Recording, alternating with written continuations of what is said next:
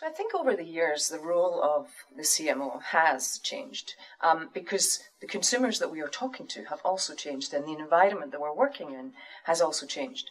And I think some of the key things a successful CMO today, being data-driven, not to a fault, but being data-driven, understanding what works for your customers and what doesn't, being obsessive about what your customers want today and will need tomorrow and focusing all your resources on that, but also understanding the technology, because again, that's what customers use to engage with brands today. That's what they use to engage with each other. Hilton's nearly 100 years old. We have a history of innovation, a series of firsts in the company, and that innovation and the need to be scrappy and be fast and be nimble is more important today than it's ever been. And how I believe that you can still, in an established company like Hilton, enable that entrepreneurship, enable that nimble approach, is by A, being obsessive about your customer. Secondly, making sure that the company doesn't operate in silos or teams don't build walls, because when you get a team of bright people working on a problem or working on an opportunity, they can move really fast. So it's partly in ensuring that the organization supports it, but also have a culture that expects innovation, and the culture that, you never get there because there's always something new to innovate around is really important. That fosters and gives the freedom to your team members to go and run fast, deliver more every day. Second week on the job, I got the teams, the leaders together across the regions of the world and across all of our brands, 14 brands, and put one big mission in front of everybody, the same mission.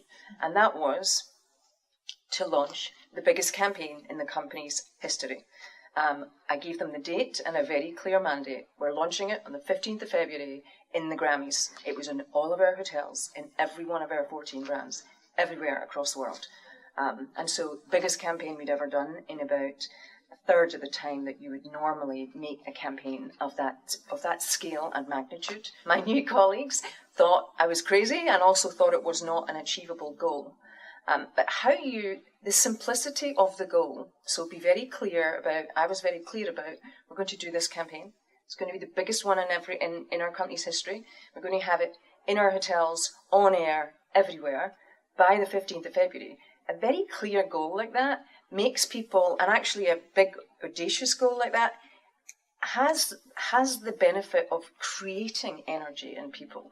And I think when you bring a bunch of people together and give them a very clear goal and not quite enough time to achieve it in, that really gets people together and gets them very excited. What your customers want today isn't defined by the brand or your brand. What customers want today is defined by customers and the experiences they have in every part of their life. It's not generally with other hotel chains. So the kind of the new technology that comes out, whether it's a big technology firm or a hotel company, that becomes the instant standard that customers want in every part of their life.